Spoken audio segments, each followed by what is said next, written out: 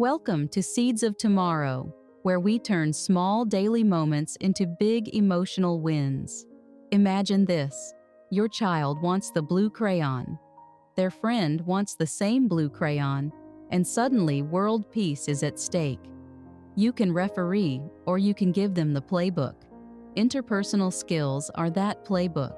The difference between mine and your turn, then mine, between sulking and solving, between no one likes me and I can fix this. Today, we'll make social growth practical, playful, and repeatable. So your child isn't just nice, they're skillful. Interpersonal skills are the everyday tools kids use to build healthy relationships. They include clear communication, saying what you mean without meanness, active listening, showing you heard, by reflecting, clarifying, and responding, reading feelings, noticing faces, tone, and body language, turn-taking and sharing, fairness in action, assertiveness, using strong, respectful boundaries. No, please stop. I need a break. Conflict repair, apologizing with impact and making amends. Collaboration, planning, negotiating, and following through as a team. Perspective taking. How might this feel to them? Why it matters.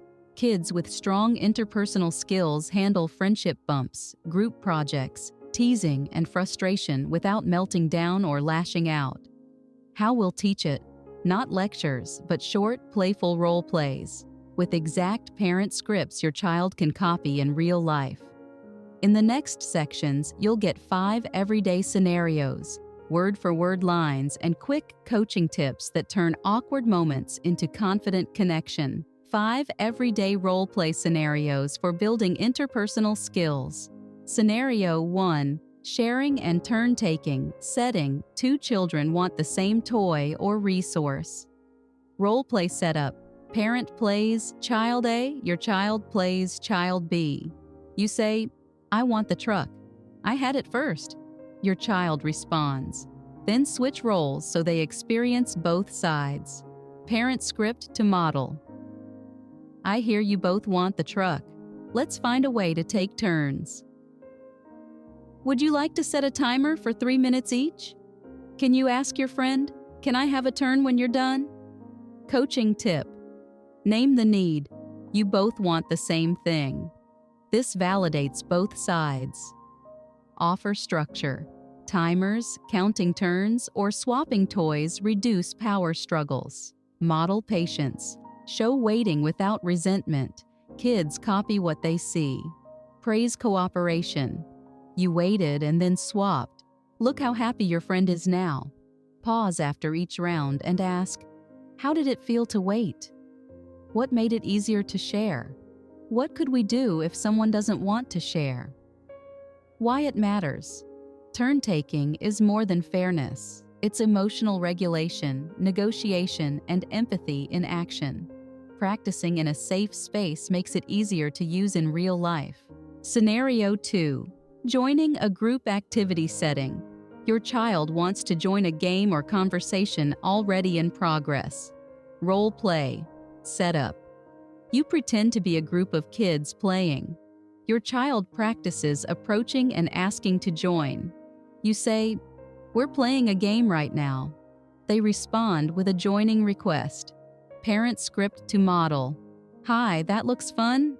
Can I join in? What's the rule to play? Can I be on your team next round? I can cheer for you until it's my turn. Coaching tip. Observe first. Teach your child to watch the game for a moment before approaching. This shows respect for the group's flow. Body language matters. Smile. Stand tall. Keep arms relaxed. Friendly tone. Accept not now gracefully. Okay, I'll check back later. This builds resilience. Role reversal. Let them practice being the one who welcomes someone in. Why it matters. Many children struggle with entry into social groups. This skill prevents isolation and builds confidence in peer settings. Scenario 3. Handling teasing or exclusion setting. Your child is teased or told they can't join. Role play. Setup. You play the peer. You can't play with us. You're too slow. Your child responds. Then switch roles. Parent script to model. That's not kind. I'd like to play too. Please stop calling me names. I'm going to find someone else to play with who's kind. I don't like that joke. It hurts my feelings.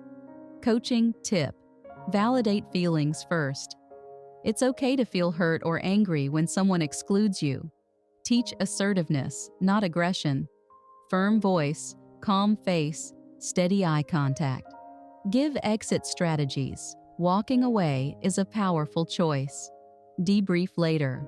What worked? What could you try next time? Why it works. Children who can respond to unkindness without escalating it are safer emotionally and socially. Role play gives them the words before they need them. Scenario 4. Disagreeing without fighting. Setting. Your child and a peer have different opinions or ideas. Role play. Setup. You say, I think we should play soccer. Your child says, I want to play tag. Practice finding a compromise. Parent script to model. I hear you want to play tag and I want soccer. What if we do both, tag first, then soccer? Let's vote and see what most people want. We could combine them. Tag with a ball. Coaching tip. Teach yes and instead of no, but to keep ideas flowing rather than shutting them down. Encourage brainstorming before deciding. Model compromise. Show willingness to give a little to get a little. Highlight fairness. We both got part of what we wanted. Practice calm tone. Disagreements don't have to sound like arguments. Why it works. Conflict is inevitable. The skill is not avoiding it, but navigating it respectfully and creatively. Scenario 5. Apologizing and repairing. After conflict. Setting. Your child has hurt someone physically or emotionally. Role play. Setup. You play the hurt friend. Your child practices apologizing and offering repair. You say, you knocked over my blocks. They respond with apology and repair. Parent script to model. I'm sorry I knocked over your blocks. I was frustrated, but that wasn't okay. Can I help you rebuild them? I want to make it better. What can I do? I didn't mean to hurt you. I'll be more careful next time. Coaching tip.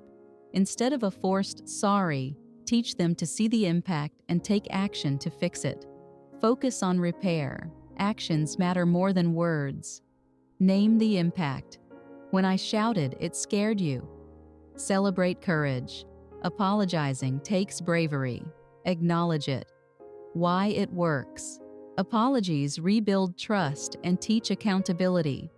Role play connects the dots between feeling sorry and making amends. Universal coaching principles for role play. Keep it playful. Use toys, puppets, or silly voices to lower pressure. Switch roles often. Experiencing both sides builds empathy. Practice in calm moments. Skills learned in peace are easier to use in conflict. Reflect after role play. Ask, what worked? What could we try next time? Celebrate effort. Praise trying, not just getting it right. Layer complexity. Start with simple scenarios, then add more challenging twists. Connect to real life. Remember when we practiced this? Let's try it now. Final reflection, raising children who connect with confidence. Interpersonal skills aren't built in a single conversation. They're built in dozens of small rehearsals, moments where you pause, model, and let your child try. Every role play plants a seed of empathy when they share, a seed of courage when they join in, a seed of self-respect when they stand up to unkindness, a seed of creativity when they solve a disagreement, a seed of integrity when they repair a mistake. Over time, those seeds grow into a child who can walk into any room, any group, any challenge, and connect. Not because they memorized a script, but because they've practiced the art of being human. That's the heart of Seeds of Tomorrow. We're not just raising kids who behave, we're raising kids who belong, who contribute, and who lift others as they grow. If this episode gave you tools, inspiration, or even just a smile, subscribe to Seeds of Tomorrow so you don't miss what's next. See you in the next video.